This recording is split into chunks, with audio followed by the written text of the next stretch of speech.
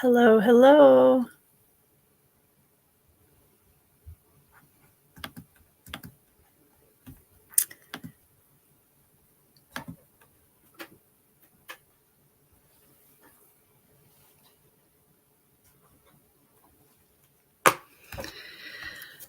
Let's see. Where are my banners? Say hi in the chat so I can see who's here. Hey, it's Pete. Fancy meeting you here. Here, I'll send you the link in case you would like to join. Hi, John. How is your evening going? What's everybody reading? This was kind of a spur of the moment thing. I was like, I haven't done sprints for a while. I've got a couple hours tonight. Let's jump on and get some reading, writing productivity in. Edge of Heaven. Nice. How's it going?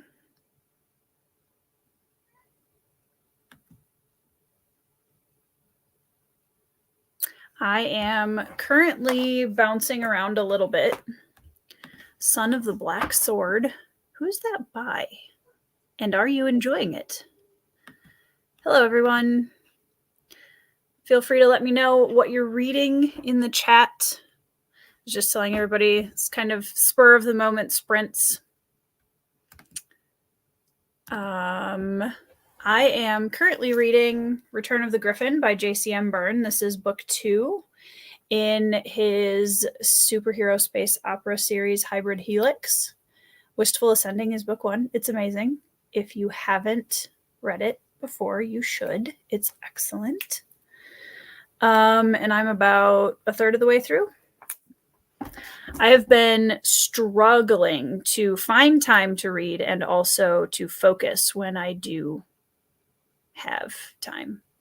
I think that's like summer and everything's really busy and it has been insanely humid and hot here the last couple of weeks. And that's just, I'm a cold weather human. So my brain slows down in the summer. Foucault's Pendulum by Umberto Eco. Nice. Name of the Rose is the famous one by him, right? How are you enjoying it so far? Last Corey's. Nice. It's very meet cute when the world is falling apart due to corporate overlord and restraint. Cool. Yeah. Love that. Love a meet cute with a little bit of like apocalyptic corporation vibes. Casey, I'm glad you're eating. What are you eating? I'm sure it's something delicious. I'm glad you're eating, though. Hey, Britton.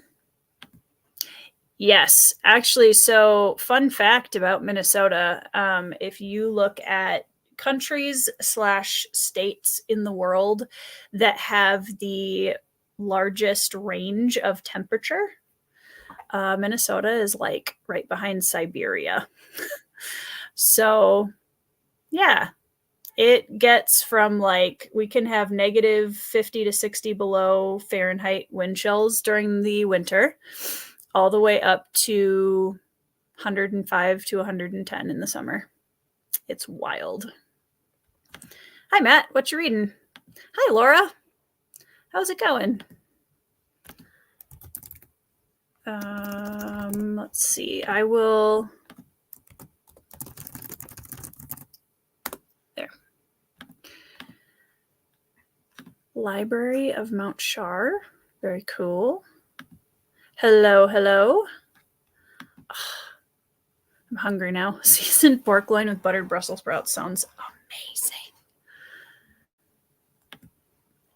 Is it? Yeah, I know it's been a crazy heat wave for a lot of people recently. We had a like heat index warning yesterday, and my husband decided during that, which is like the first major heat index warning we've had for a while this summer, and he's like, I'll go mow the lawn. I was like, you could wait till tomorrow. He's like, no, I'm gonna go mow the lawn. I was like, okay, please bring water with you. Meet cute happens when the dude is about to go pick up medicine in a gang-ridden area and a girl. Oh, okay. Some immediate relationship tension there. Love it. Tornado warning in Michigan today. 100% humid. Ew. Back down to the 70s. Weather is so crazy, you guys. I'm constantly just mind blown by how just unpredictable weather can be. We've had that too, where some days it's like 100 degrees and then it'll be 70, 60 degrees the next day. I don't understand.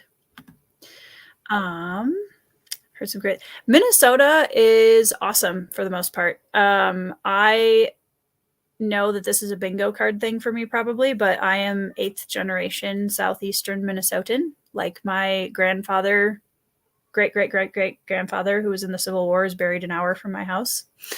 So I love it. If you guys ever come to Minnesota and you want to know like where to go to see the most beautiful places in Minnesota, the Mall of America isn't it. I know that's like what everybody's known for, but you should definitely go up to the North Shore in Minnesota if you come visit. Hi, Laura. Hi. Thanks. How's it going?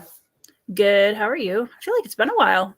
It has been a little while. I'm okay. I am waiting to find out if I need to go pick up my mother at the airport because she's supposed to be leaving, but her flight has been grounded for like the last 2 hours. And it's like an hour drive from my house. So I'm hoping it's a no, but we'll see. Random late night road trip. Exactly. So how are you? Good.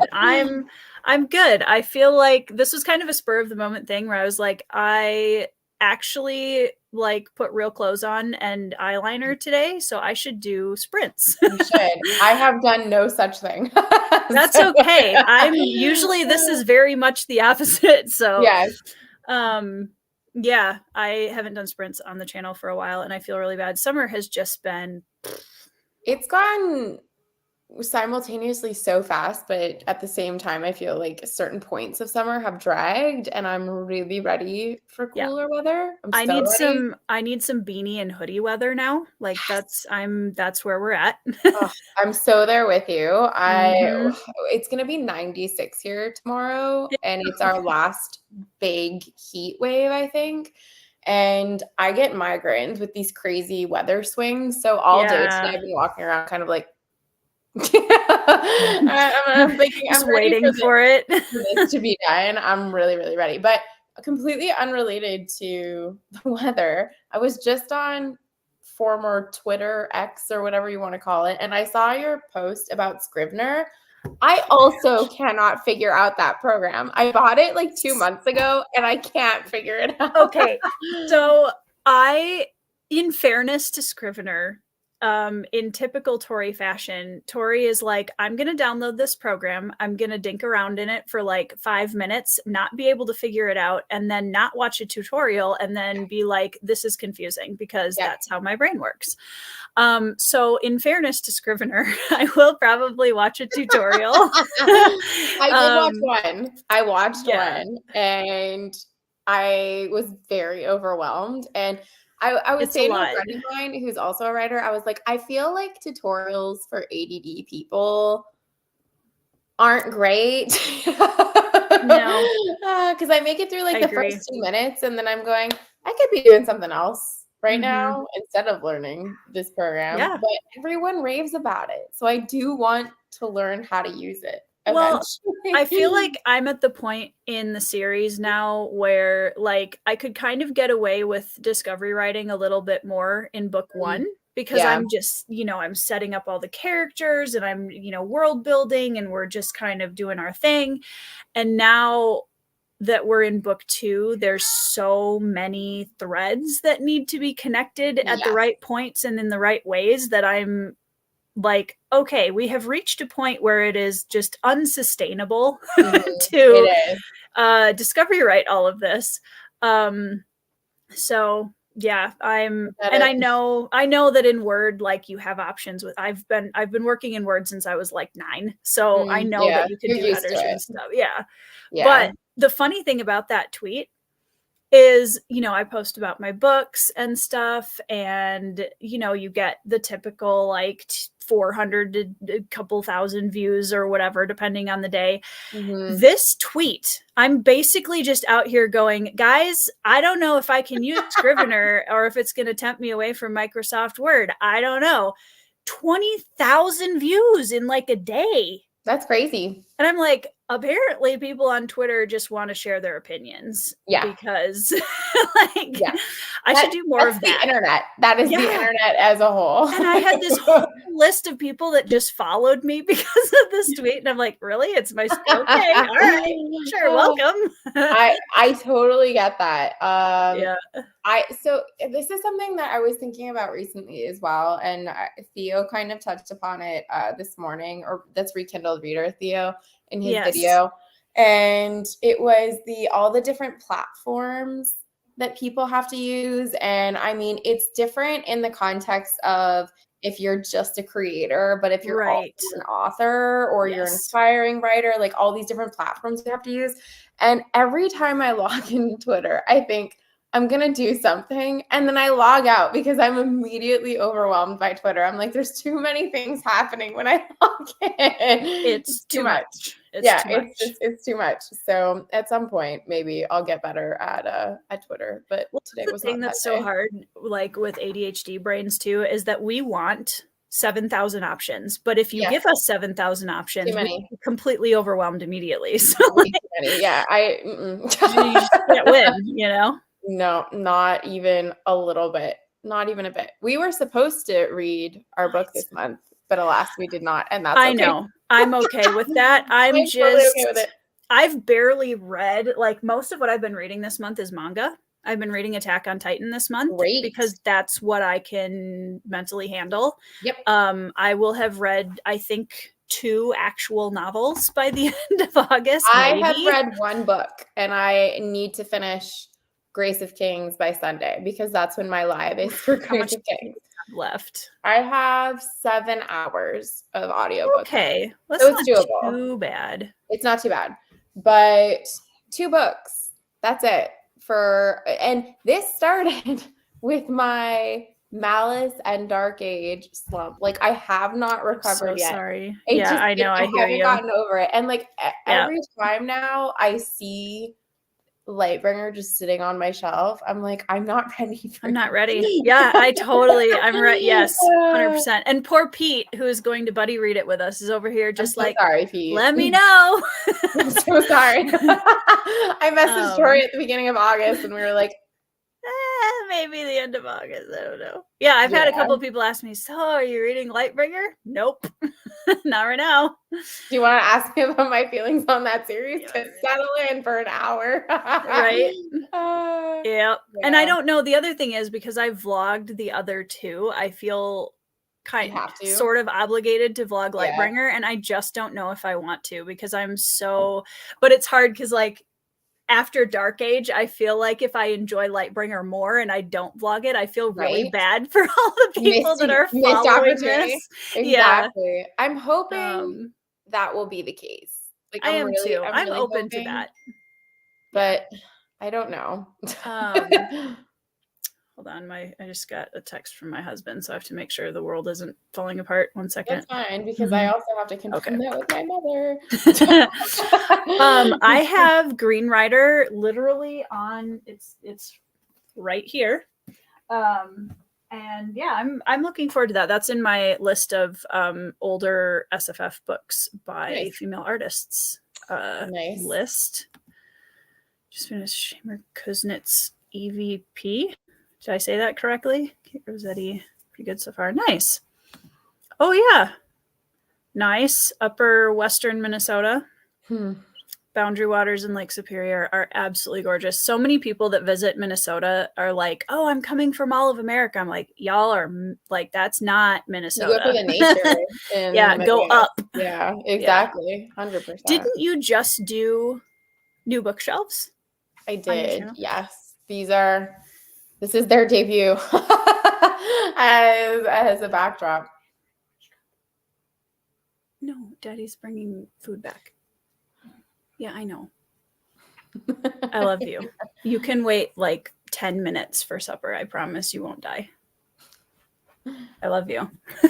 Sorry, that's my son. He's going to be 12 in December, and he is like food all the time. Exactly. Yeah. I mean, hey, that's me 10 now. minutes. I'm 34, so I can't. Right. I never grew out of that either. No, but yeah, these are my new babies. It's beautiful. Their debut here, and gorgeous. They curve, which is very nice, and then they extend across. So we've got a proper library now, which I'm very excited. Yeah, I invite you on, and you just completely show up my bookshelves. You know, I'm so sorry. Honestly. I will completely own my privilege in this. My father-in-law is a carpenter, and that's awesome. The only reason I have these. Yeah. Because like he is a professional carpenter. That was his life. They look amazing. So, yeah. I want to get bookshelves where like there is no reason for the shelf to be that tall. I hear you. And I'm like, why do we not get an extra shelf so that we can make it like, I don't need all this space. No, I mean, I'll have to figure out a different place to put the axe, but other than that, like, I don't need that. We have space. Our bottom component is bigger, like that part. Right. That makes sense. Yep. Yeah. So I'm using that we've got a couple of bigger books, cookbooks, and then the books that my kid brings into my dining room and abandons in here will go on those shelves. So, yeah. Yeah, they look amazing. Yeah, I will tell him. He will appreciate it. Yeah, I know. I'm telling you guys, befriend carpenters or marry into families that have them. Right? That's what you got to do. Just put that on like the dating app. Does family member. Do you have a carpenter in your family? Exactly. Yes. Points, brownie points. Thank you, Casey. I put like I think I haven't worn eyeliner for like 6 months. So.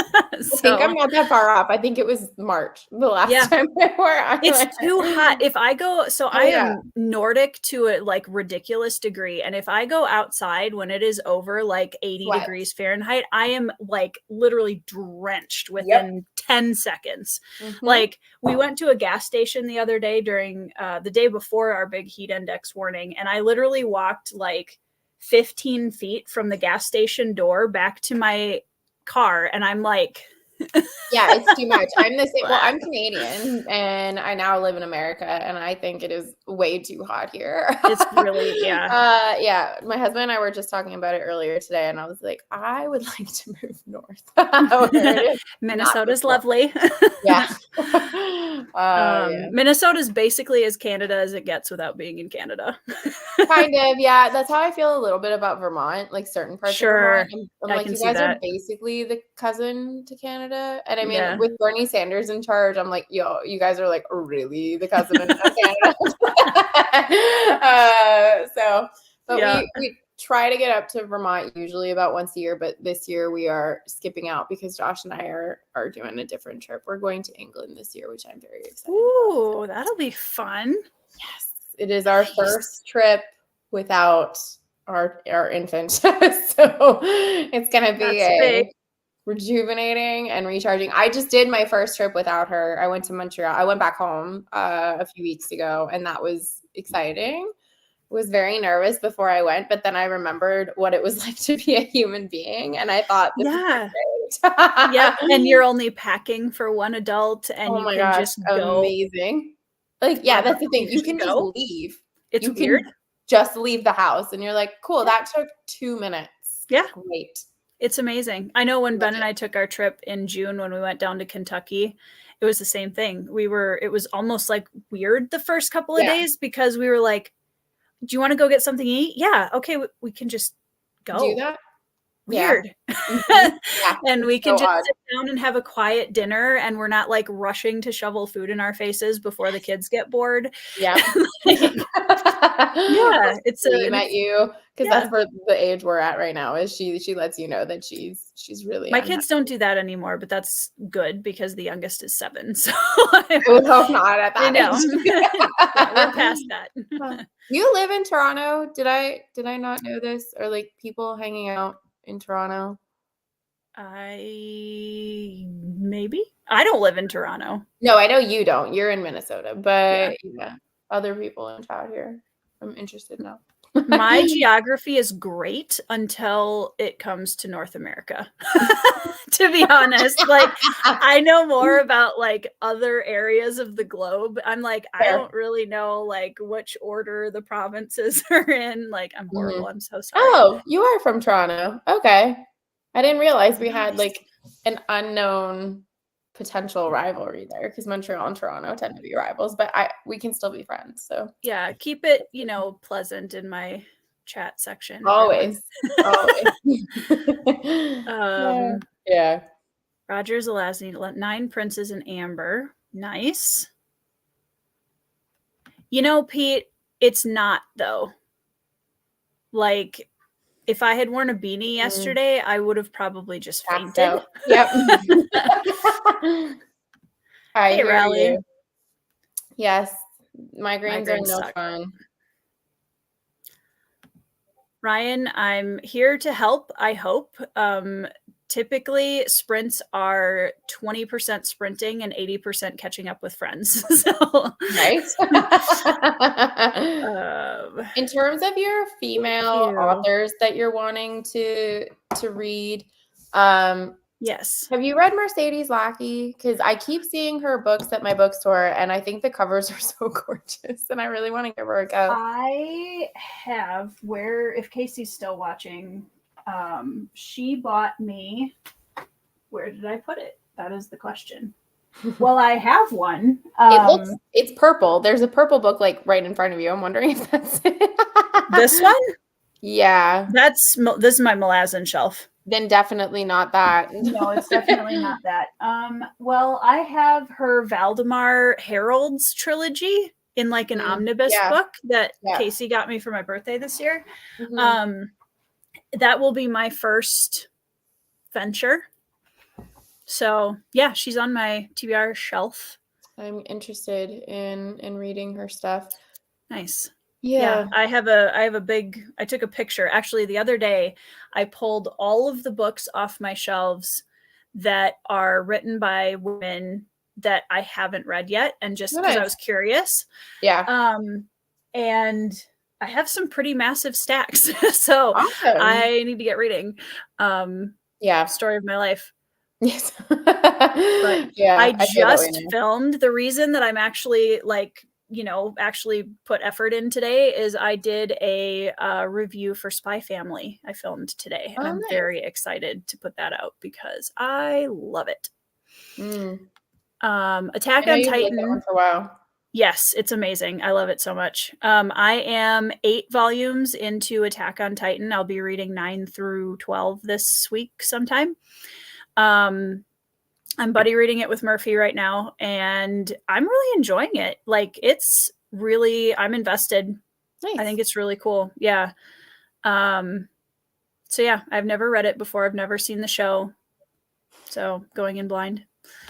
That's generally how I do things. It's pretty rare that I go in without a bunch of No, Casey. It's on my shelf, I promise. I still have it. I just don't know where I put it. I swear. I can usually find stuff on my shelves immediately, and I'm like, where did I put it? Well, I hear you, because we just moved everything, so I'm like, it's somewhere. Yeah, if you need recommendations, Casey is a big fan of Mercedes Lackey. Nice. And has read a ton of her stuff, so you could always ask her for some recs. Perfect. I see Joanna has one here in the chat too. Oh yeah, nice. Hey, Joanna.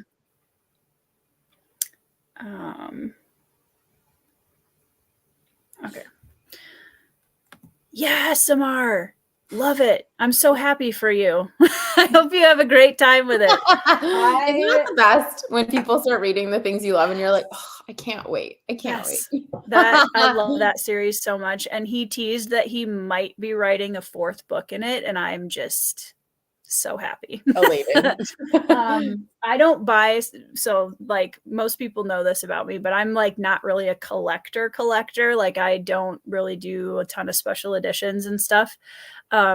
Mostly just because I can't, like, spending the money on a book that I usually won't read is a weird thing. Like I have a hard time with that, but I do have the Never Die special edition. So that should tell you how much I love this book. That is very pretty.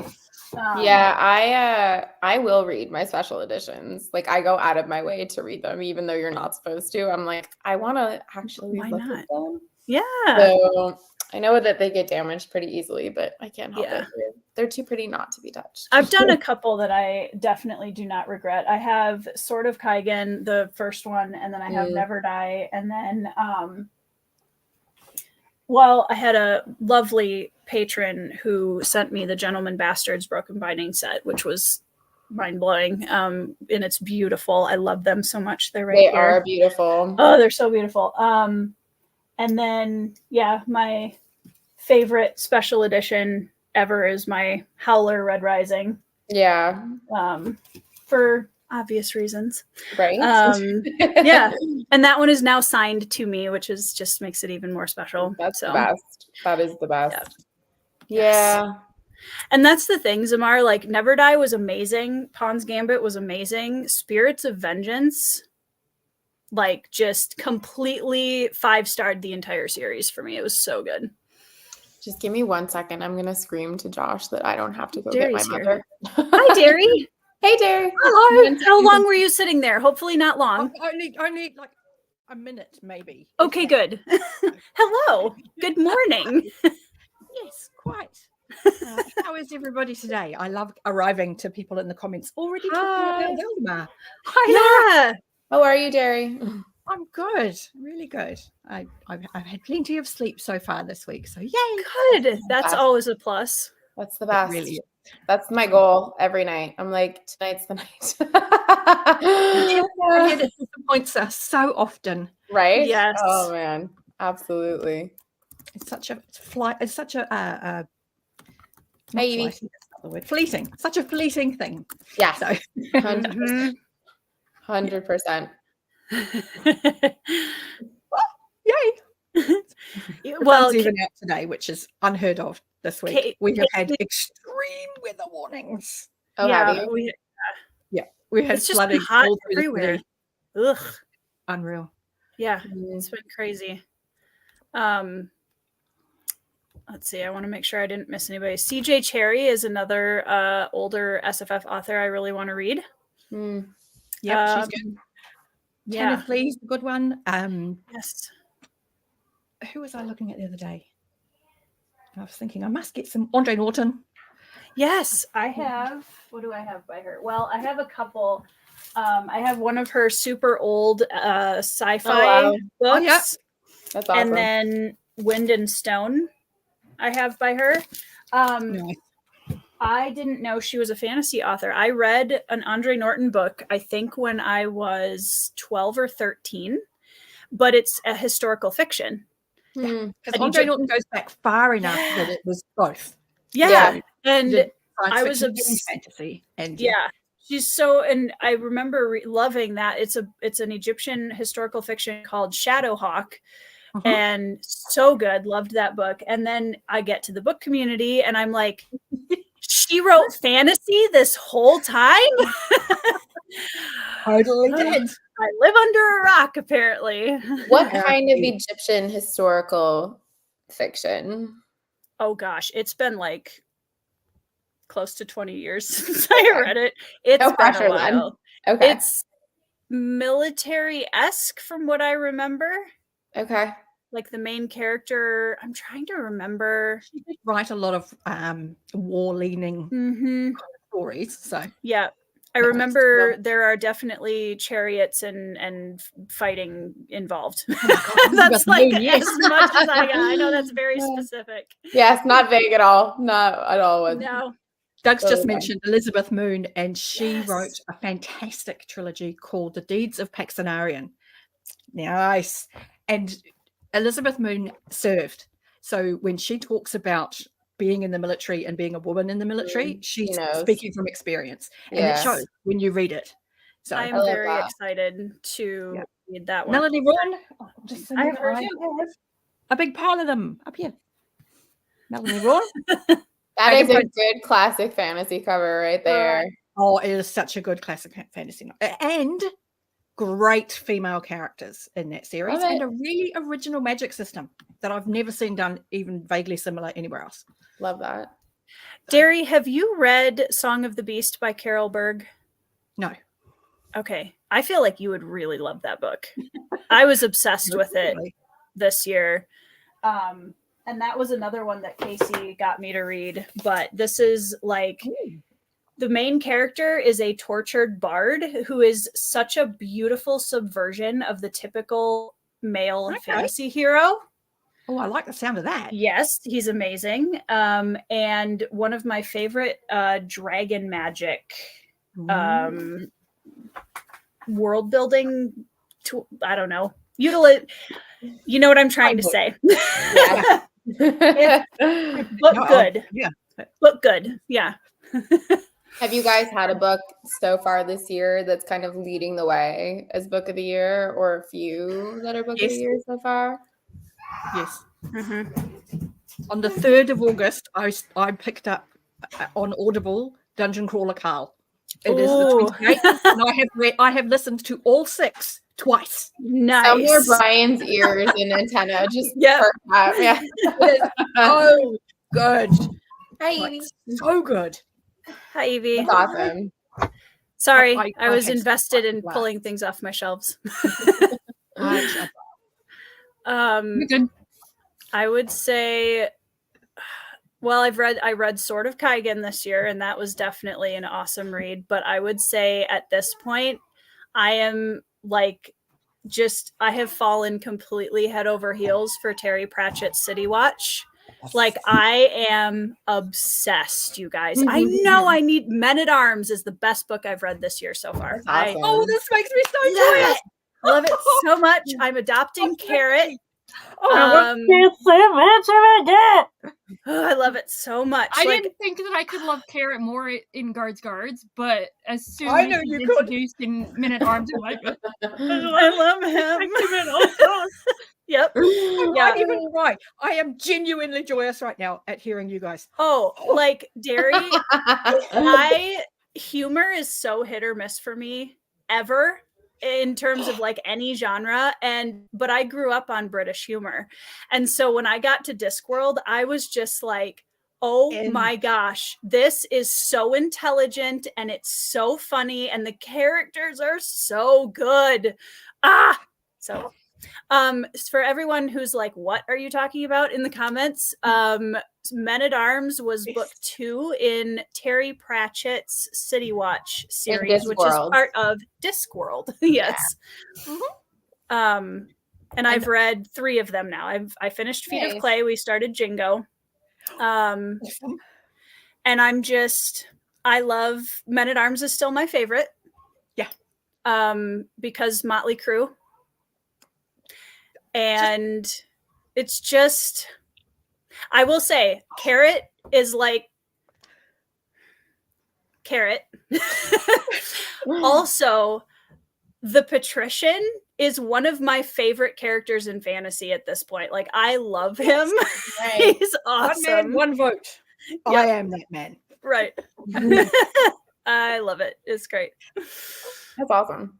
Yeah. I was cackling literally on page 2 of we do not know who will be the new captain. Sergeant Colin says he will resign if it's him. And then 2 pages later, he writes a line where it's talking about Carrot writing home to his family, and he's like, literary endeavor did not come easily to him, but he persevered. I'm like, that's so funny, but so sweet. I have never felt more like a proud mom with a fantasy character in my life more than I have with Carrot. Like, I'm just so proud of him all the time. That's sweet. He's amazing. And his relationship with Vimes is so good. And like all of the City Watch, Detritus makes me so happy. All of them. Cheery's lovely. Like all of them. Nobby's hilarious. I'm just, they're all great. Just, oh God. Okay. Derry, I'm just gonna, whatever. I'm just gonna. Carrot often really contain my enjoyment of this. Yeah. Karen often struck people as simple, and he was. Where people went wrong was thinking that simple meant the same thing as stupid. Carrot was not stupid. He was direct and honest and good-natured and honorable in all his dealings. And I'm like, that's why I love Carrot so much. To a T. Yeah. Simple, but simple, it does not mean stupid. Nope. And I was like, I I love him. love that. I love that so much. I love just... I'm properly excited that you're enjoying it so much. Get out of here. It brings me much joy. It's one of those things where I told Ben like partway through the year, and I'd already read Guards and I really loved it, but Men at Arms just really like that was the head over heelsness. But I had told Ben, like, I've been waiting for an author to come along. I need that just like, oh my gosh, I can't get enough of this author feeling again. Yeah. And I've been waiting and waiting for that. And then I hit Terry Pratchett and I was like, oh my gosh, here it is. And there's so many. There's 41 books. There's 4 science books. There's like 3 companion novels. There's a small child's book that you can read. I've read that one. Where's my cow? Yep. So good. And Mrs. Bradshaw's I'm so happy. There's so much of it. And there's all sorts of companions, and there are screenplays that he makes available to schools rather than theatre productions to keep it kind of based where it should be. And Gary's excited, guys. I'm probably excited that you're enjoying it so much. This is what I want when I say to people, please read Pratchett, you'll like it. Yep. Yeah. Yeah. I feel bad for switching things from Discworld talk, but Laura, did you share what your favorite book of the year so far is? I didn't. No. I think this Dark so Age. far. What? Dark Age, definitely. That's a whole other conversation. Warlord Chronicles for sure. Enemy of God specifically, just like perfection for me from start to finish. You eyeballed it too, didn't you? I what? You eyeballed it, or did you listen? I did both. I immersion read it, so I did predominant listening after I had done the beginning with the immersion reading, which I usually do for new. How many names did you have wrong? Well, see, that's the thing. I was pretty close with a few, but like Durable, I thought was beautiful. So I was like, I'm glad I'm listening to this. I have a better understanding. I suppose with your history, with your love of history, Gorfith wouldn't have thrown you quite so much. No, not too terribly. But that trilogy has become an all-time favorite for me. I also really enjoyed Age of Madness this year, which was great. And I've been on my romantasy kick, which most people know, which has been a really great time for me. Not for everybody, but for me, it's been great. But the author who knows what they should be writing is worth it. Right? There's nothing worse than an author who thinks they can write something and they just shouldn't try. No, it's been interesting too, just because I hadn't read much romantasy until this year, and I have definitely found that certain voices work better for me than others. And the method in which they go about their storytelling for me is very important, because I'm a character-driven reader. So if it's still character-focused within a romantasy setting, chances are I'm going to like it a lot more. There's the odd one that I feel like will get too technical with all of its world, which is great if like that's what you're going for, but then it feels like a lot of the character work is kind of jutted into places where it doesn't evolve fully. And I feel like the end of the book, we haven't, like, nothing's really happened 600 pages later. So it's been an interesting journey to see what works for me and what doesn't work, but that can be said of any genre. It's just that because it's a new genre to me this year, I've been learning what works and what doesn't for me as a reader. But that part's been interesting. But yeah, I had a lot of really great reads, like the first half of the year. And then I hit my slump. And since then, it's been like grasping at straws, trying to get the Audible of Dungeon Crawler Carl. So Ryan sent it to me. Uproariously Brian sent it to me, and I definitely plan to read it. I'm thinking it's probably going to be like a Halloween read for me. I don't know why, but it felt like a fall read. So that's when I thought I would read it. Not usually a seasonal I would reader. just like now. Well, I need to finish Grace of Kings. That's what needs to happen next. Is I definitely need to finish Grace of Kings. How far into that are you? That's a great question. So I don't know if this tells me percentage, but I can look it up in my ebook. I am on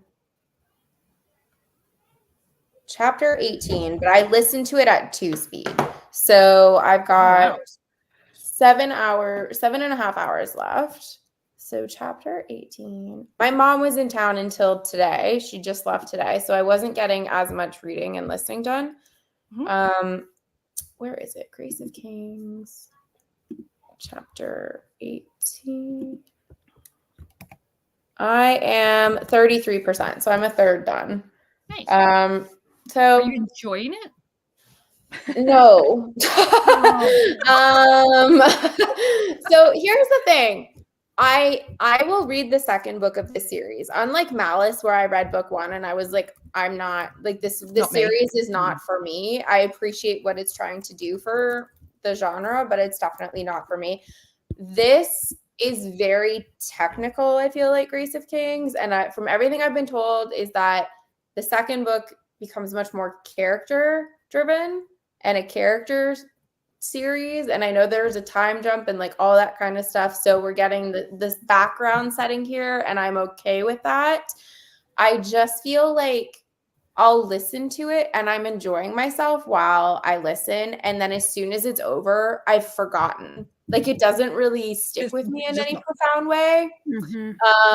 Except for Cooney. I like Cooney so far quite a bit, but that's it so far. But I'm hoping that'll change. But I do think he's a very good writer. Like I don't think there's anything wrong with his writing or anything like that. It's just that it is very technical, and I feel like this might have been a better book for me if I had read it over a prolonged period of time rather than a condensed period, because it almost feels like studying a little bit, where I'm like, how many of these dates and names and places do I need to remember? None of them. And that's it. So I'm just going. And that's going to be what it's going to be.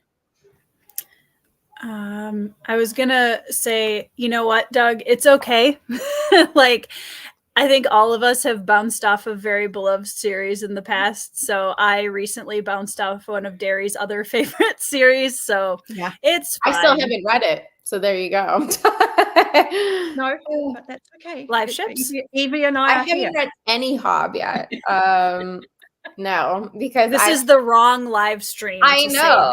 Well, Derry knows this, and Evie knows this too, because I am over worried, I think, about the animal stuff in Hobb, and that has been my big delay. I was going to read it, like I was gearing up at the end of last year to read it, and then our 17-year-old cat died, and I was like, now's not the time.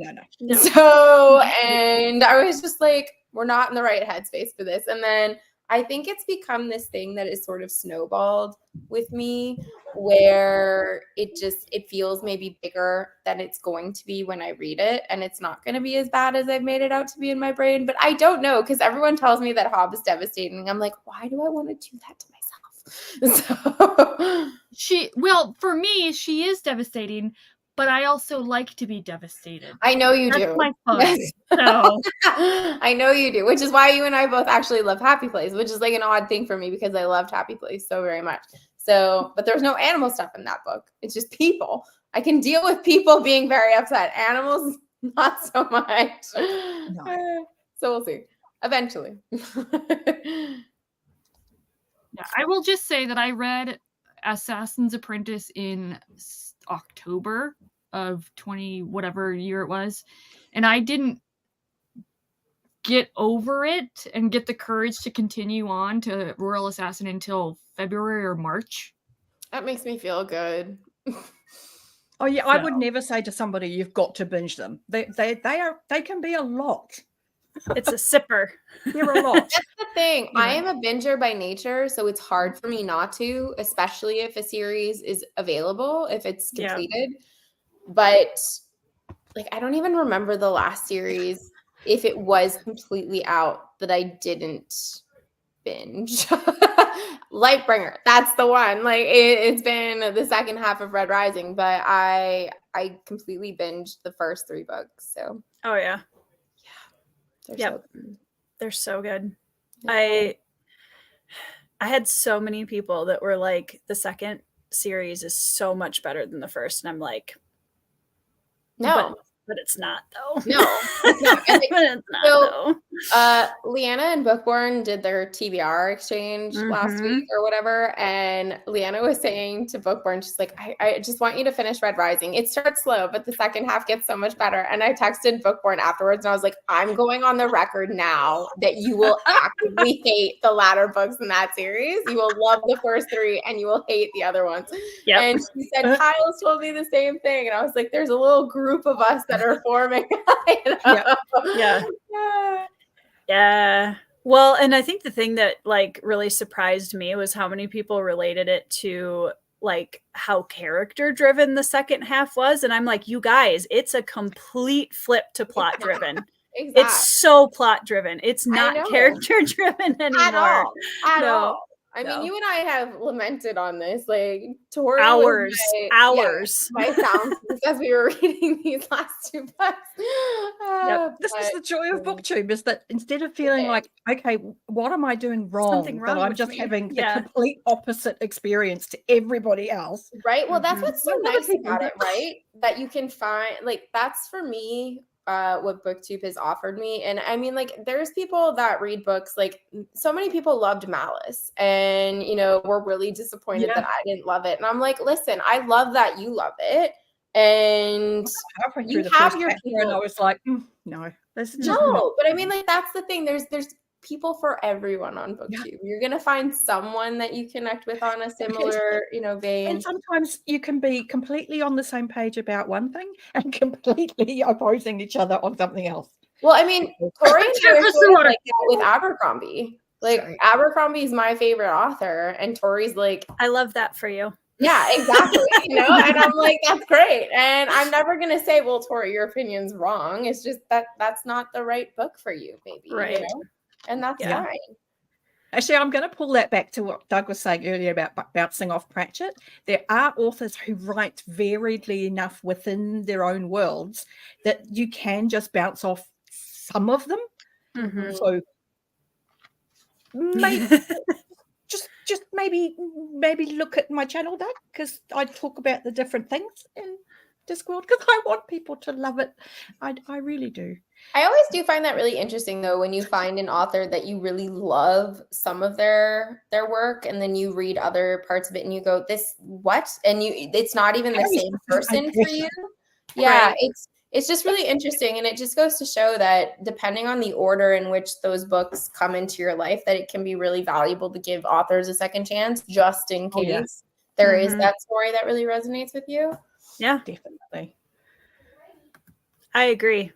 I love having discussions with like like a varied opinion of the same book. It's really interesting because whether I like it or didn't, it's like we just had a Lonesome Dove discussion over on Mad on Books channel.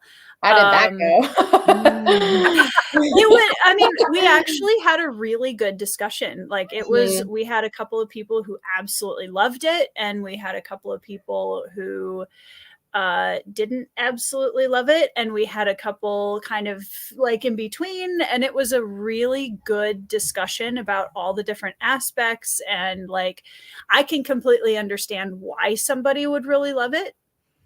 I personally didn't, just because subjectively it had a lot of stuff in it that I was just like, doesn't work for you. I'm sorry, I don't want to be reading this for pleasure. So right.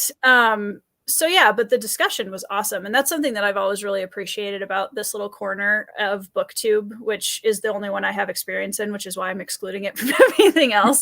But I really feel like, yeah, we have really good discussions regardless of like, you know, the fact that Laura's gonna get me to read an Emily Henry book, doesn't make I'm you a like moron. zero, not a romance person at all. The fact that Laura likes ACOTAR concerns me greatly, but we're still friends. I'm not a romance reader, and I love. I know. I'm open. I'm like, hey, let's try it. We'll see. I pulled Evie back in too with Emily Henry, and it's her book of the year. Like that's what awesome. So it was. It was. Has it been dethroned? Okay. It has been dethroned by Parable of the Sower by Octavia E. Butler. Fair. But that's the thing. Like, you also haven't finished reading Men at Arms yet. So there's that too. But Emily, like, I wasn't a contemporary romance reader at all, because for me, like, I occasionally leave fantasy, but I typically generally then go into historical fiction. Like, that's kind of where I live. And Emily Henry just does phenomenal character work in a way that it like, we should be talking about her regardless of genre. I'm like, we need to highlight her as an author. And I feel like that's become a bit of a problem in all corners of Booktube, and it's you know, really related to the algorithm and like what you get fed. You don't really get fed outside of what you're looking for, right? Which is one of the wonderful reasons people like Angela at Literary Science Alliance and Josh at Red Fury Reads, because they include everything they read in their wrap-ups and their hauls. You actually get that little window into other genres, where so many of us do stay in this lane for the channel, even though we do read outside. I'll add Jimmy to that as well. Yeah, and Jimmy actually I don't think he's read a fantasy book in months. No. I mean, that's the thing. Like, I started doing the same thing. I was like, okay, my name is Fantasy Awash on here, but I'm gonna talk about, like, I have an Emily Henry book club, you know, like, I don't care. You know, it's like, I want people to just know what it is that I love, so other people might find it too. And I think that's the best way to go about it. Tangentially related, Laura. September 1st, we're starting the Odyssey. Yes, I have it. Regardless of what Alan says. Regardless, it's now predominantly on one of my new shelves. It's right here. I was going to watch your shelving video, and then Tori messaged and said, I'm doing sprints. So I'll watch that. I just want to say, just now you were talking about stealing the views and historical fiction. There's an author called Denise Domning, Domning, and she writes romantic history books, basically. So like historic romantasy. And she went and she knew what story she wanted to tell, and she knew she wanted to set it in the past. So she went and learned history. So her books are really, really accurate in terms of this was what was allowed, this was how this was done. And those were really good. That's the Ladies series. I love that. Like Seasons of Spring, something in spring. I'll find it out later and email it to you. But I really enjoyed that because it felt complete. Like it wasn't just a flighty fantasy that was sort of set back in the day, and I'm reading it as a pleb going, that is not how that worked. Right. Because if I'm picking up inaccuracies, right. Pretty not far that inaccurate. It's the same, but Diana Gabaldon did that with Outlander, because she's rooted in the sciences, and she used her university library to go research the Jacobite Rebellion, and then that's what became Outlander. The story. So I love when people do that. It's really great. I have not read Empire of Silence, but I'm hoping to soon. Same. That's probably a next year read for me, just looking at how fast this year is ending and the books I still need to finish. End of August. What the hell?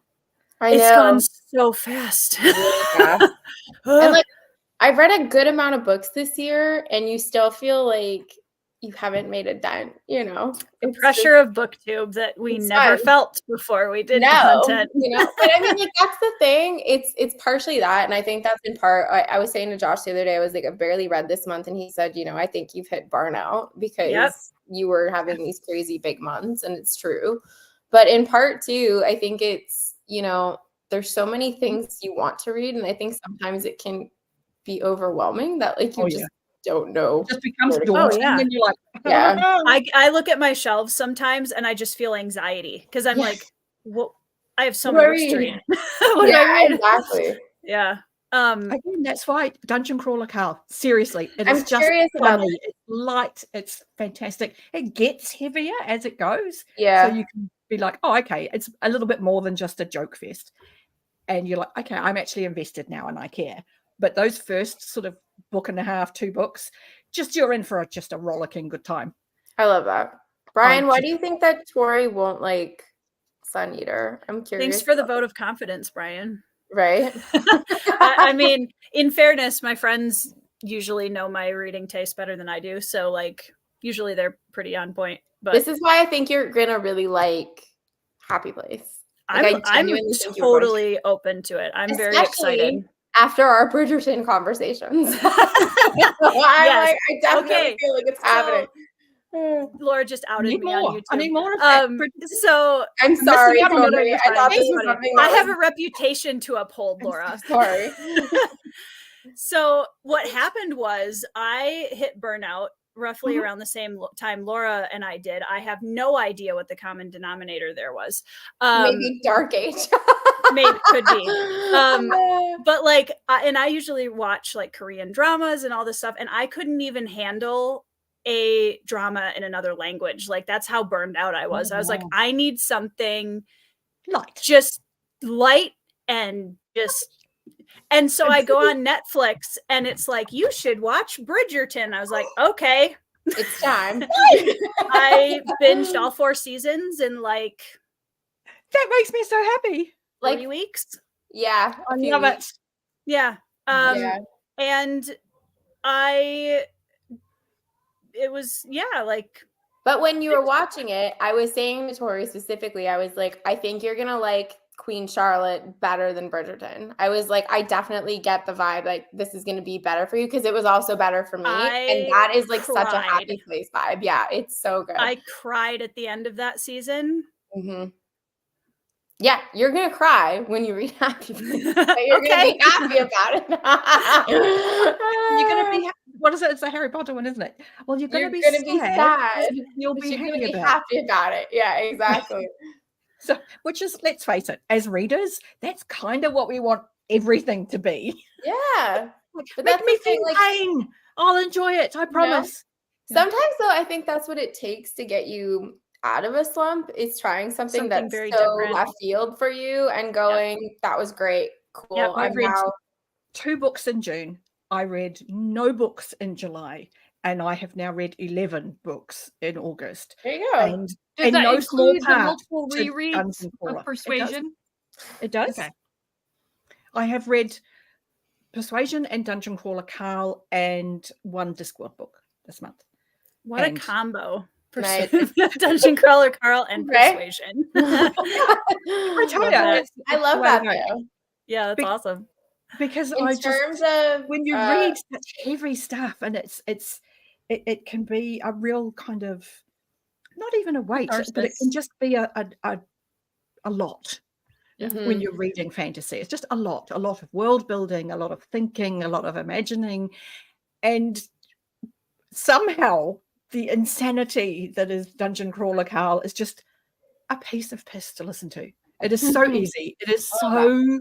Jeff Hayes is an excellent narrator. And I'm not a gamer. I've never been a gamer. So I'm listening to this, cackling my head off, belly laughing, and I know I'm missing obvious gaming references. I know I'm missing. There's a lot in there. You know, I can feel that I'm missing some. So how much funnier are these damn books if you're also a gamer? Yeah. Is what I need to know, because I am a gamer. Freaking hilarious. I'm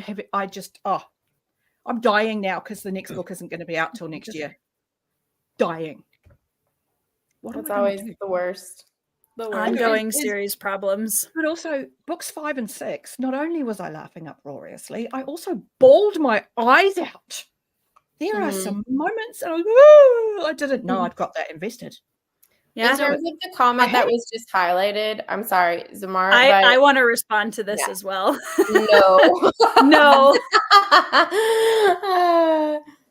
It's lighter. It's way lighter. Like Downton deals not even pretending to be real. Right. But like, that's the thing. Like Downton deals with the First World War, like actual, fighting, the Somme, like all that kind of stuff. Bridgerton deals very much with the courting aspect of that time period. Like that is the ridiculousness of it. Yeah. Exactly. It's kind of poking fun of it. Yeah. Because there are no people with dreads in Regency London. As much as I would love there to be. Yeah. You know what's funny about that though is I started watching the show and I was just like, I love this. Normal, sure. Exactly. Let's go. Like I loved it. Yeah. It's actually also one thing the music. That I will say, the books don't have those aspects. And so the books it's one of the very few things. This adaptation is head and shoulders better, much more entertaining. I've heard also that there's less toxicity in the show. Yeah. So much. Yes. Yeah. I think the music too, the fact that the music's amazing. It grounds you in it in a way that is so modern, but simultaneously it fits it's so well. That this is a current show. Exactly. We're just having fun dressing up. Exactly. I mean, the costuming too in that show is absolutely outrageous, but like amazing at the same time. It's great. I think Lady Danbury is definitely one of my top characters. Top tier character. Oh, she's amazing. I've only just figured out where I'd seen her before because I'm watching Bridgerton going, I know that actress. Who is she? And somebody's on YouTube reacting to Doctor Who. She was Martha's mum in Doctor Who. She was Martha's mum. That's who you are. I knew it the first episode I saw her. Because I did the same thing. I was like, I know you. I know you. And I just couldn't pick it. Yeah. She's fantastic. Oh, love her so much. And the girl that plays young Lady Danbury too. It was very good. Is amazing. Oh, so very good. Yes, it's so good. Oh, it's fantastic. You're gonna love it. It's so good. I'm actually watching The Umbrella Academy at the moment because I want to watch the last season, but I didn't watch season 3, so I need to watch all of them. So I'm refusing to watch the last season because I saw what happens and I am very upset. So I am not watching it. But I loved the first 3 seasons. Yeah. I'm hoping you like it though, Terry. Well, now I'm like, what was it that she knows that makes it not worth even starting? I can't talk about it. No, but now I know that there's a thing that Laura didn't even start it because of. No, so you can't. It's mostly the overall tone. Like that's the big thing. Is like it didn't feel connected to the characters that I knew. So it's kind of like a Red Rising situation for me, where it's like the first 3 seasons are the first 3 books, and then book 4 comes along and season 4, and I'm like, this is all different. Yeah. I mean, I kind of did that with I skipped because I watched the first 5 seasons of Walking Dead like a couple years ago, and because that took a shift as well, didn't it? And again, without spoilers for people that haven't seen it, the end of season 5, I think the show made one of the biggest mistakes I've ever seen in television with a character. And what season that was? Put it in private I'm chat. guessing because I'm a fan of Supernatural and I got the noise associated because of an actor who was in Supernatural moving to The Walking Dead, and that character got the blame for whatever was going wrong with The Walking Dead. So that's how I'm like, it changed somewhere. People I saw that really happy and not happy. On Netflix, they had the new Daryl Dixon spinoff, and I was like, sign me up. Let's go. Like, love Daryl so much. And so I was like, okay, you know what? I stopped watching the show right at the end of season 5, never continued because I refused because of what this particular choice. And I was like, you know what? We're just going to skip 4 seasons and 5, 6 seasons, however many. And we're going to just go to France with Daryl. Sure. Why not? So, yeah, why not? 2 episodes in and I'm enjoying it. Excellent. It's the best. That is the best. We should probably actually read something. Overrated. Sprints are for chatting anyways, but we're an hour in. It does say random reading or whatever. It does. And it friends. does. Friends was Friends. mentioned there. And I feel like I've been half MIA this summer anyways, so I desperately needed some catch up with Friends on Booktube. So I have barely posted anything. Like, it's just been not a lot of anything. And I think that was part of it too. Summer is just like burnout time, maybe in general, where I was it's hot outside, and I noticed that my focus goes way down when it's really hot like this. So same. I've just been lazy and haven't edited anything. I've recorded a bunch, but I haven't edited any of it. So we have to bully Alan again about our Discworld chat video. Yes, we do. Yeah. Speaking of, Laura, are we still on for Saturday? Yes. Okay, cool. Yes, we are. Brian, I may actually be doing the same because I need to read a couple of I still have to read half of my judging group's semifinalists. So. Are you a judge this year? Mm-hmm. Oh, that's a lot of reading. Yeah. It was actually a burnout. Well, it was funny because it was really helpful. So I'm with Before We Go blog, and John Morrow has been our captain for that, and he is so organized and great. And we have a pretty big group. So I only had to when we were in the original kind of slush pile round of okay, what books are we gonna continue and look at for semifinalists, I think I only had to read 3 or 4, and that wasn't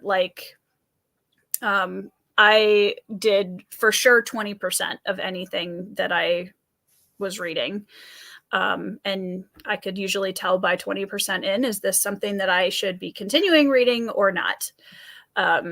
So yeah. But now we're on to semifinalists, and they've all been announced. So now I have to read them all, at least to a certain point. I'd never be able to do it. I admire people who can. It's fun. I mean, it is a lot of just it's kind of hard because you're comparing apples to oranges, even in the fantasy genre constantly. And there's so many different subgenres and writing styles. And so it is something that I have worked really hard to be as objective as humanly possible on, where I'm if I read this and it's just not my personal preference of fantasy, that's fine. If it's well written, I'm still going to say so. I mean, that's the thing. It's so hard, right? If I gave you a romantasy book and I was judge this, please. But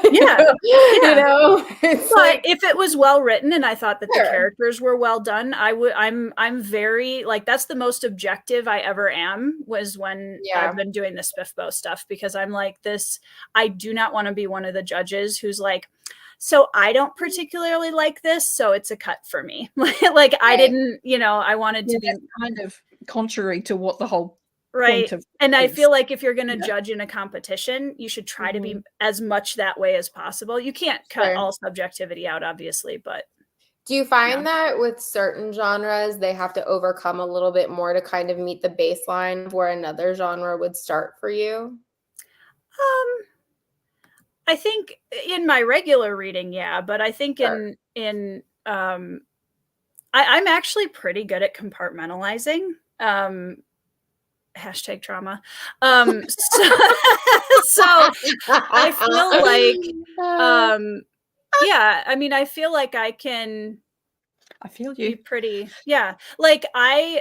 Brian just said he eliminated a lit RPG book. So, I eliminated a military fantasy. Yeah. And I like that. So I do like that acknowledgement that I do have a preference. And so to avoid letting that preference. Because I mean, it's so hard, right? Because even if I feel for me personally, and obviously this is not the norm for everybody, but I would just naturally gravitate to the subgenres that I prefer, even if you like the writing in all 3, for example, it would be well, I'm gonna go with this one because that's the one that I would want to read, it's harder. I'm looking especially at how polished they are. That's not necessarily a make or break until we get to the semifinalists, for me at least. Yeah. And as I'm going through the semifinalists, I'm looking at how polished is this? Does the plot line follow? Does it all make sense and fit together and flow? How's the pacing? How's the characterization? Because for me, that's a really big thing of pulling your reader into the book, So I'm kind of going through a little bit of a rubric with them, because eventually what we're all going to have to do is we are going to vote on our top 3 semifinalists out of the 6 that we chose. And then the ones with the most points will end up being the finalists. And so I'm halfway through. I've read partially or fully read 3 of the 6 now. Yes. So yeah. Getting there. Yeah. And I know there's a couple books we have in this, and like that they're really good. Like there's some really good stuff in here. So I love that. That's cool. yeah. So what are you going to be reading if we do end up sprinting? Well, my personal read is Return of the Griffin by Joe Byrne. Yep. And I will be reading book 2. Yep. Yeah. Because Brian took over my TBR for part of August, and that was one of the books that he picked for me. Nice. I've been meaning to continue the series for ages, so Brian, thank you for giving me a shove in that direction. Hi, George. And then I'm reading one of our semifinalists. Nice. That I can't really mention because I don't want to talk about it on a stream until I because we're kind of in the deciding phase. I mean, it's public what 6 books we chose. It's just I haven't been saying which ones I'm reading. So and fair enough. Yeah. That is fair. All right. Should we do a 30 or 45 minute? Works for me. You guys are so helpful. I know. Let's do 30. Let's start with 30 because we're on the hour just about. So okay. Yeah. That makes it easy for everybody.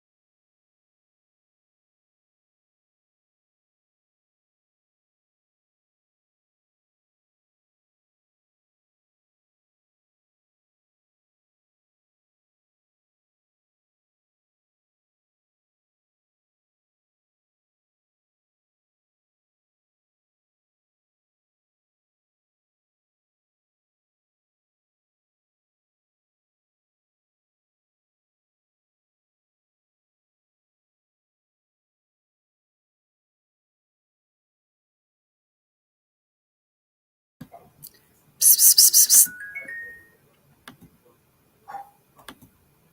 Welcome back, everyone. Hello. Was that calm enough, Evie? Well, you did this, and my cat actually came over. So, So, Derry, you have to solve the mystery for everyone in the comments who thought at first that you were reading a scroll, and we were all very impressed by that. And then I am in fact embroidering. That's what I was guessing. Yes, Yeah. beautiful. I am doing that. Because I was halfway through a thing I was making before last Christmas when suddenly my friend signed us up to a craft fair and I had to put that piece of embroidery aside. And then it was the craft fair, and then it was Christmas, and then there was lead poisoning, and then there was just crap. And this is literally the first time I've picked it up again since. So Nice. the gift will be a little It's been a journey. Yeah. They'll come. It will be a piece hard fought and well won when you've finished That's it. all right. Evie will show it off when she receives it. true. So Derry got some embroidering in. Evie, I how's did do audio booking as well. I Did was you? listening to Nice. Bear and the Nightingale. So Nice. Evie will be happy. Yeah, I was gonna say. Technically, it's a making up for my reread, so problems. Oh, okay. why don't you continue on. Yes, I will. I will this time because I will be familiar with it, and then I can read the next one. And then when I reread the next one, I'll be able to read the third one. Just to be forewarned, the second one is not the same like dark fairy tale vibes Oh, okay. as the first one. Okay. People are very thrown off, like it doesn't have the same tone. I'm like, all right, well, oh well. Okay. What sort of tone should I expect for the second one? So she goes more into there's still like magical, fantastical elements to it, but she really focuses on the politics and the history of medieval Russia at that time. Nice. Okay. So- Yeah, that will hold my attention still, I'm sure. Yeah. Okay, whisperer. Yes. I can't be whispering at my cat. I'm Not calling all the cats at the end of the sprint. But I read almost 20 pages, so Yay! I need to get those copies. I wasn't sure because sometimes when you get hardcovers like that, especially that size, they don't open very well. And when I went and visited Andrew Wizard, he showed me his, and I was like, "Oh my gosh, these are really nice." Lovely. I mean, Yeah, they're you really do nice. have to technically Yeah, break the spine or whatever, but yeah, But it's forgiving because they're properly bound. right. So, they're nice. Yeah. Beautiful copies. Beautiful, Yeah. beautiful. Yeah. How about you, Laura? I got no reading done. okay. No, I spoke to my husband, so there was that. And that was good. And then That's also productive. productive. Yeah. And then we heard a fox screaming outside and wanted to make sure that it didn't have like an animal. Because It sounds like people. So yeah, and like it's not only Make that, understandable. our neighbors are really irresponsible with their cat. So we have found their cat like on our porch pressed against the door with a fox encroaching. So wanted to make sure we weren't in another situation like that. But thankfully we weren't. So yeah, Fox was just letting everybody know that she was around. So letting the neighbours know, take your cat in because I'm coming. exactly. Yeah. you know what sounds terrifying? Fisher cats. Mm. I don't know Fisher what those are. Fisher, yeah. Oh, look them up. It literally sounds like a child is screaming bloody murder and or getting murdered. That's like a fox mating call. The first time I heard it, I legitimately thought someone was being murdered outside. I was like, well, they're coming. Like, Yeah, this was a couple of years ago. We were Aaron and I were watching TV. We had the windows open, and all of a sudden we hear, "Ah! Ah!" and it goes on for like at least 5 minutes, and I'm like, should we call the cops or something? And it just keeps going, and I'm like, do we need to be letting someone know? I was like, that's gotta be a Fisher cat. So, because we have like woods right behind our house, and like we see Same here. foxes, which makes me very happy to see. Yes, because they are gorgeous, as it did. Yes, but I had never heard a fisher cat like with my own ears, other than on YouTube before that moment, and it was interesting to say the least. Yeah, we have woods on 2 sides of us. We have a conservation easement on one side. Like my house technically faces an easement. Like my front door does not look out on houses; it looks out on woods. And then on the side that we call, it's technically the side, but we call it the back of the house because it backs up to the woods. Yeah, it's just woods. So we have a myriad of creatures that live in there and emerge at random times, and it's lovely, except when it's like dark, pitch black outside, and you hear screaming, and you go, "This is good." Yeah, when we lived on the hobby farm, when I was a teenager, we had packs of coyotes that would hunt in the middle of the night, and like there is nothing more like blood chilling than when a group of coyotes finds something. You hear it. Yep, because it changes the tone, and you're like, they've got something. And you just like, oh, I'm so sorry. whoever it is they're after. Whoever it is. I'm sorry. That's the thing, right? Like, it's so unfortunate being an animal lover because I'm like, I love bunnies and I love foxes, and I'm like, and someone has to eat. It's like, it's so terrible. So I can't remember somebody talking about just rodents, whether they be mice all the way up to rabbits and rodents. They were like, they are the McDonald's of the animal world. Yeah. They're like the Happy Meals. They're the drive-through, but those are the go-to junk food. We have it's the role of rodents. We have these crazy big black snakes that live in our barn, and I'm like, you guys got big somehow. So yeah, my daughter loves them. She thinks it's like the greatest thing that's ever happened to the history of the world is snakes. So there are no snakes in New Zealand, so I know it's weird. I'm moving. Yeah, we don't have any, and none of our bugs can kill you. Like we're the opposite of Australia. Yeah, exactly. It's like you guys aren't super far apart, but polar opposites in what's killing you. So. In Australia, everything wants to kill you. Yeah. Speaking of which, I took a huge step on my exposure therapy journey this last week. Okay, so I think all of you are aware of the fact that I have like a massive phobia of snakes. Like I will have a panic attack if I see a dead one the size of a shoelace. Okay, like massive phobia of snakes. And I have slowly the last couple of years worked on like, seeing them behind cages and I can like not have a physical reaction to that now. And because I really didn't want to project that onto my kids. So I've worked really hard to like not just freak out. So my girls are in AHG, which is basically Girl Scouts with a faith base. And we did a zoology badge on Sunday. And we went out to the little local zoo, and the keeper came in with a tiny little hognose snake wrapped around her hand. And I went up to the snake and touched it, you guys. Nice. That is awesome. That is so huge for me. That is amazing. I was so proud of myself. I was like, okay, he's kind of cute. Like, I like hognose snakes. They're kind of, because they're like, so I was very proud of myself. Everyone's got their thing. Like, yeah. Mine is so niche and so ludicrous that my husband makes fun of me all the time. But it's there's an actual word for this phobia, and I'm not sure what the terminology is off the top of my head. It's like circles when things are like all next to each other and stuff. Like I get physically ill. Yeah. And like freak out. And like I'm itching thinking about it.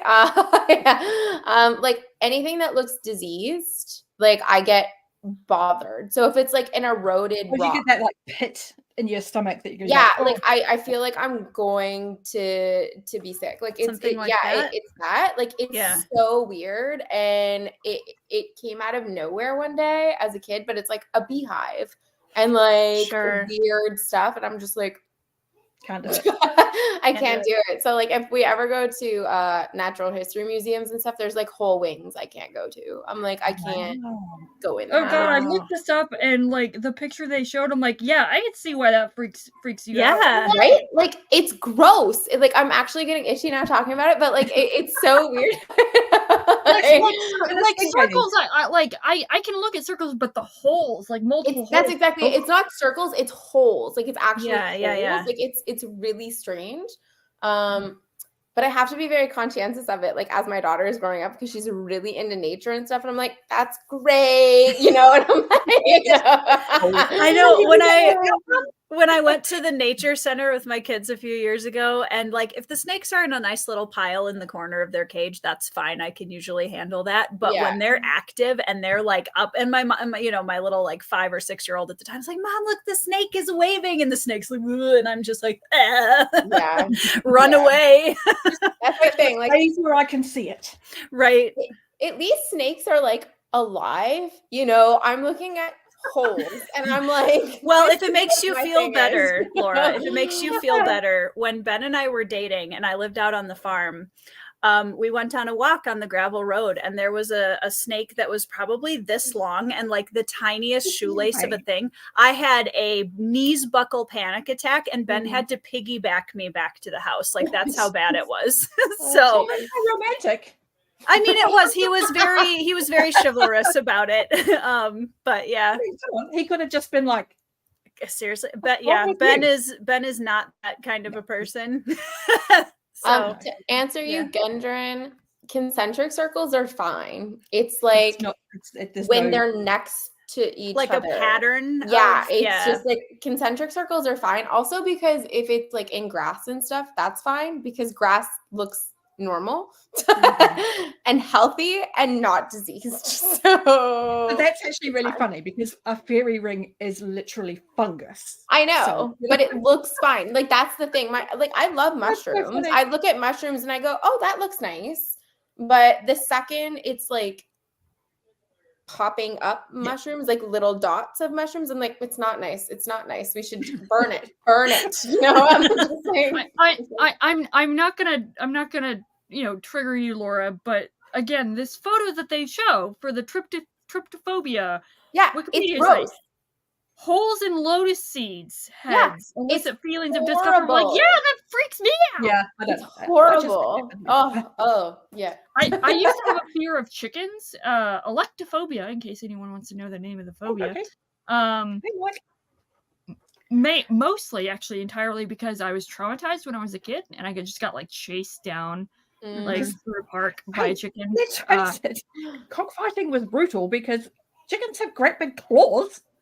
Yeah, roosters are nasty. They are. To be fair, I was a little dickhead of a child, and I was chasing around the hens, and the rooster was like, I'm done with this, gonna chase this child, literally.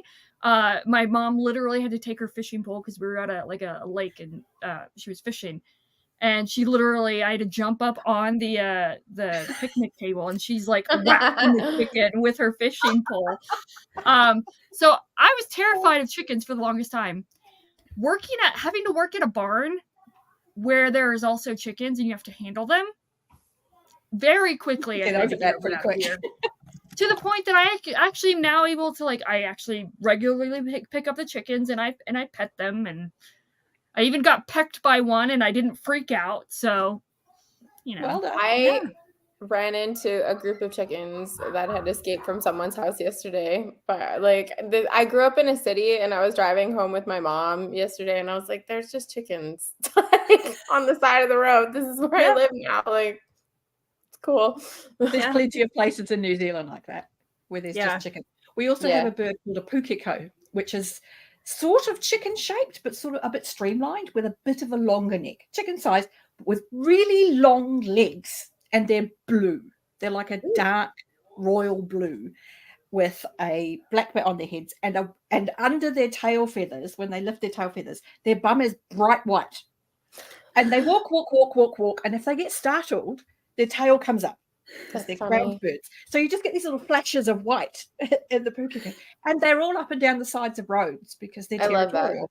And there's the chicks, Pukeko chicks are the most adorable things. They're these little tiny balls of fluff with enormously stick long legs, these enormous feet. They're like a stuffed toy. They're like something you would give to a child to play with. They're just a ball of fluff, down, little pin legs, and big feet. It's so amazing. They're so Where cute. in New Zealand are you, Derry? I'm in Wellington, and about a 5-minute bus trip away is a wildlife sanctuary called Zealandia, and it has a whole lot of rare birds in there, including kiwi. And they've actually released some kiwi into the hills that surround my suburb, just because we can now. We have enough kiwi. We can suggest they go and live in the wild, unprotected. Nice. And I haven't seen one of them yet, but we have kiwi very close. That's Nice. awesome. We have some of the coolest birds. We have, Doug said in the chat, we have Kias that attack cars. Yeah, we do. If you go anywhere, they're like a giant parrot, and they're incredibly intelligent. So they're curious about everything. And particularly in places like Zealandia, there's often a parking attendant at the car parks, because the birds will come and be interested in the light reflecting off the cars and want to find out what's making it, and will pull entire pieces of the car apart, like doing significant damage, just because it's like, oh, this is the cool toy.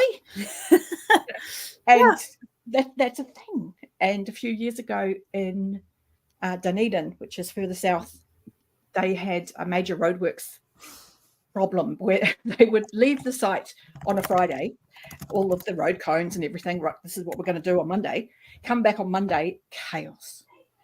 Road cones have all moved, poles have gone missing, things have been filled in, and so they put up cameras going, who's vandalizing the site, whose children are doing this?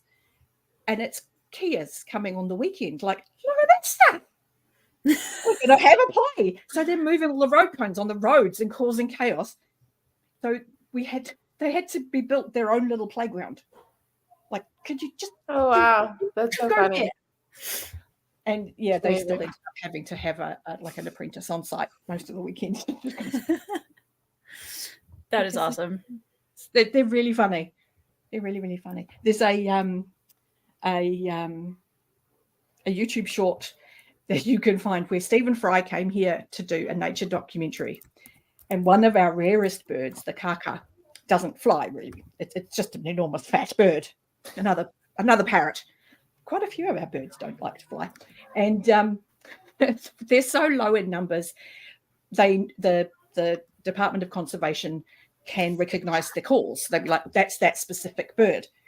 And this one specific bird is on the hunt for a mate, and he's sending out his mating call, and Stephen Fry and his cameraman have gone to record the kaka doing the mating call. And the kaka gets quite taken with the cameraman and starts shagging the cameraman's head. It is one of the funniest things you will ever see, is this very large confused parrot. Oh, And, I love Stephen that. Fry was just about in tears. He was just like, this is the most hilarious thing I've ever been a part of. oh man. I saw Evie staring at her phone, and the look befalling her face was exactly what happens to me. I was like, she's developed my phobia. Like, it's 100% happening in real time. Yeah. You're unlocked, everyone, live on camera for the internet's posterity, whatever. Yep. Oh God. Well, So now I have like a fidget thing where, like, you know, one of the little fidget things is like buttons. Like, so Yeah. buttons, not a problem. Now apparently just Looking at it. yeah. I'm Welcome. sorry, Evie.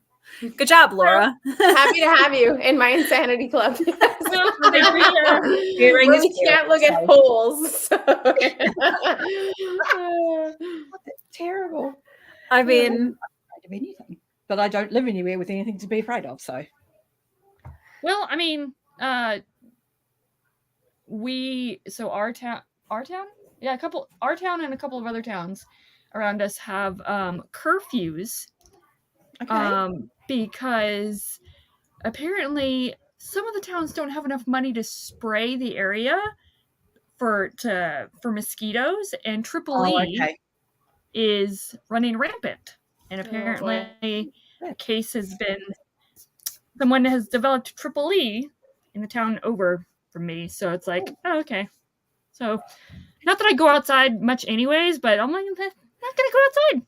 Ever again. Ever. Not until the winter. Until the bugs are dead. We do get a lot of movies. I will say that. We do too, but which is weird because everybody thinks of Minnesota as like really, really cold all the time. But it also gets up to like really hot in the summer. And they don't live long. No, they don't. But yeah, we have pretty bad mosquitoes. So anywhere near lakes and water, really. 10,000 lakes. Exactly. Yeah. Like, it's gonna do it. It's strange because they come, it's not only when it's hot, but after it's rained. Because what they do is they lay their eggs on the banks where it's wet, but not covered with water. So then when it rains and the rain comes up, that's when they hatch into the water. So spring, late summer, early spring. Oh my God, it's the worst. Because you get heavy downpours and suddenly you might have had freaking mozzie lava there for a year. And now is the only time it's finally got wet. And you're like, oh, suddenly there's clouds and a buckets.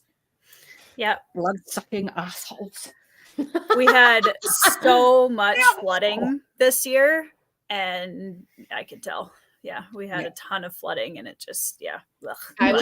Vinegar is a really good cure for the itch. Yes. We have like a cupboard shelf just for bug bites in my house. Well, I usually carry like a makeup white pad of cotton soaked in vinegar in a snap block bag. I put that in my bag when I go anywhere in summer. Because if you get it as soon as you feel the bite, vinegar, it'll go away. Like you won't even feel it 20 minutes later. The longer you've had it, of course, before you put vinegar on it, the longer it'll take to go away. But it will. Yeah. So garlic pills. I need to go and do bedtime with my kiddos. Because that's important. It is. And I promised them that I would play a little bit of Subnautica tonight before bed. So I need to go do that. But thank you guys for jumping on with me randomly with no notice. Good fun. We got one sprint in, so there you go. We did, so we can say that we did sprints. It qualifies. Came for the reading sprint, but gained a wealth of wildlife knowledge. See, this was just a wildlife informative and to watch me develop a new fear in real time. So. There's now two of us in this club. I mean, romantasy and triggering phobias. Laura, you are no longer allowed on my channel. I'm thinking this is like grimdark happening live. So it's fine. Oh, love it. And sometime in the next 6 months when we read Lightbringer, we will let everybody know. I'll keep I know everyone's waiting to hear how deeply I love that book. So. Right? Shameless plug. I will be on Love Bomb on Saturday on Laura's channel. Yes, Evie will. Go watch. Yay. Awesome. Yeah. Yes. Go watch, everybody. We can, if you want to hear more about my newly found fear, check that out. Only if you love it, if you love it, Evie. That's the requirement. You have to love the phobia to talk about it. I mean, fear and love are there's a commonality there. Venn diagram overlap. So. It's gonna overlap exactly. All right. I've got a live stream next week with Laura, with a baby booktuber who will be talking to me about her Hobb experience. Nice. But she's only up to 20 men, so that'll be fun. But what have you got coming, Tori? Anything? Well, I'm doing my Gush Fest review of Spy Family in the next week. I have a video coming out on that. And then I reached out to Vaughn Roycroft. I don't know if any of you guys know him. He and I have similar philosophies on what constitutes writing and how a lot of parts of the process people don't give enough weight and importance, like staring into space and things like that. So we're going to talk about that on the 12th of September. So. Isn't very far away. No, it's not. So, No. But yeah, everybody, please go follow these lovely ladies. I will do my best to, right after this, put their links down in the description. But go subscribe to their channels. And thank you guys for joining me. Chat, thank you guys for always being awesome. And I will see you all very soon in the next video. Good night, everybody. Bye.